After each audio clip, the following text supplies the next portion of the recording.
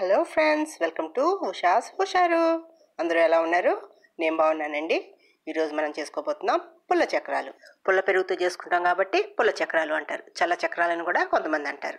First time చూస్తున్నట్టయితే please subscribe for my latest updates.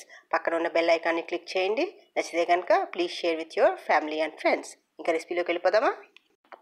దీనికి కావాల్సిన పదార్థాలు: బియ్యం పిండి, పెరుగు ఎంత ఉందో దానికి డబల్గా బియ్యం పిండి తీసుకోవాలి. 1 కప్పు పెరుగు అయితే 2 కప్పులు బియ్యం పిండి, వాము 1 టేబుల్ స్పూను, నువ్వుపప్పు 1 టేబుల్ స్పూను, కారం 2 టేబుల్ స్పూన్ దాకా, ఉప్పు మనకి టేస్ట్ సరిపడా. ఇప్పుడు ఒక్కొక్కటి ఆ బియ్యం పిండిలో కలుపుకోవాలి. అందులో ఒక హోల్ చేసి ఒక బావిలాగా చేసి అందులో వాము కొంచెం మెత్తగా పిండి చేత్తో నలుపుకొని అందులో కలిపేసుకొని, వాము లేకపోతే పర్వాలేదండి, వాము కానీ నువ్వుపప్పు కానీ అది ఆప్షనల్, మన ఇష్టానుసారం ఏదైనా ఒకటి వేసుకోవచ్చు. సాల్టు, ఈ కారం, నాది బళ్ళారి కారం, కొంచెం ఎర్రగా కనబడుతుంది కానీ కారం తక్కువ. వేడి చేసి నెయ్యి వేస్తున్నాను. ఇది ఇలా వేస్తే నెయ్యి కానీ నూనె కానీ వేడి చేసింది వేస్తే గుల్లబారి బాగుంటాయి కరకరలాడుతూ. వెన్న ఉంటే వెన్న కూడా వేసుకోవచ్చు. రూమ్ టెంపరేచర్ వెన్న వేసుకోవాలండి. అవన్నీ కలిపి ముందర ఈ నెయ్యి పిండిలో మొత్తం కలిపేటట్టుగా కలుపుకోవాలి. సో నెయ్యి అంతా కలిసి బాగా డ్రై అయిపోయిన తర్వాత అప్పుడు పుల్ల పెరుగు వేసుకోవాలి. పెరుగు కాకపోతే మజ్జిగనే వేసుకోవచ్చు అండి, అందుకే చల్ల చక్రాలు అంటారు. మజ్జిగ కలిపితే చల్ల చక్రాలు అంటారు. అంతా కలిసేటట్టుగా కలుపుకొని, మనకి మరీ గట్టిగా ఉండకూడదు, మరీ మెత్తగా ఉండకూడదు. మరీ మెత్తగా అయిపోతే గట్టి పడిపోతాయి చక్రాలు, అందుకు కొంచెం గట్టిగానే కలుపుకోవాలి. నీళ్లు తక్కువ అయిపోయి గట్టిగా అనిపిస్తే కొంచెం నీళ్ళు కలుపుకోవచ్చు. కొంచెం కొంచెంగా కలుపుకోండి.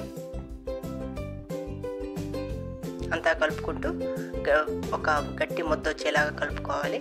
గట్టి బియ్యం పిండే కదండి, ఎంత తిన్నా కూడా ఇది మనకి అజీర్ణం చేస్తుంది, అట్లాంటి బాధలు ఉండవు. ఎంత తిన్నా పర్వాలేదు. పిల్లలు కూడా బాగా ఇష్టంగా తింటారు. పుల్ల పుల్లగా కారం కారంగా ఉంటుంది. అంత ముద్దంతా ఒక దగ్గరగా చేసుకొని ముద్ద చేసుకోవాలి. చూసారు కదా, అంత ముద్ద అయిపోయింది. మరి ఎక్కువ నీళ్ళు పోయకండి, అలాగే ఉండాలి గొల్లగొల్లగా. ఈ టైంలో మీరు టేస్ట్ చూసి ఉప్పు ఏమన్నా తక్కువైంది అనుకుంటే కొంచెం ఉప్పు వేసుకోవచ్చు.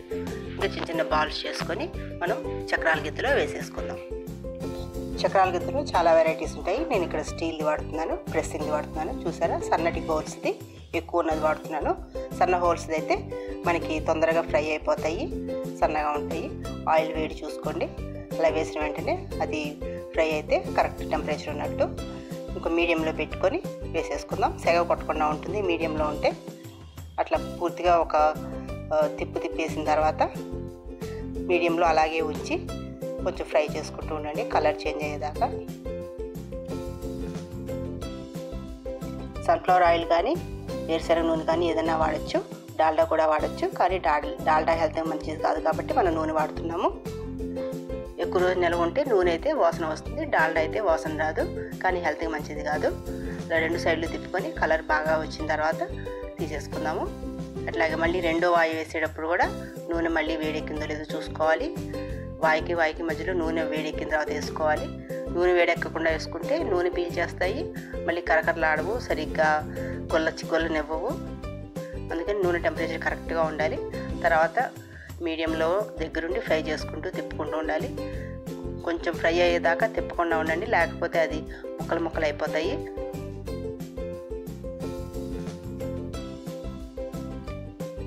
ఇందులో వేసుకున్న మన నువ్వులు, వాము కూడా మనకి హెల్త్కి మంచిదేనండి. సో ఎన్ని తిన్నా కూడా మనకి దోషం ఏముండదు. అన్నీ అలాగే తీసేసుకొని ఎయిర్ టైట్ డబ్బాలో స్టోర్ చేసేసుకోవాలి. చూసారా ఎంత ఈజీగా అయిపోతుందో. ఏ పిండి అయినా, బియ్యం పిండి ఏ పిండి అయినా వాడచ్చండి. కొట్టుడు పిండి, విసురు పిండి ఏదైనా పర్వాలేదు. నేను ఇక్కడ వాడింది readymade floor. Thanks for watching. Don't forget to subscribe to Usha's హుషారు.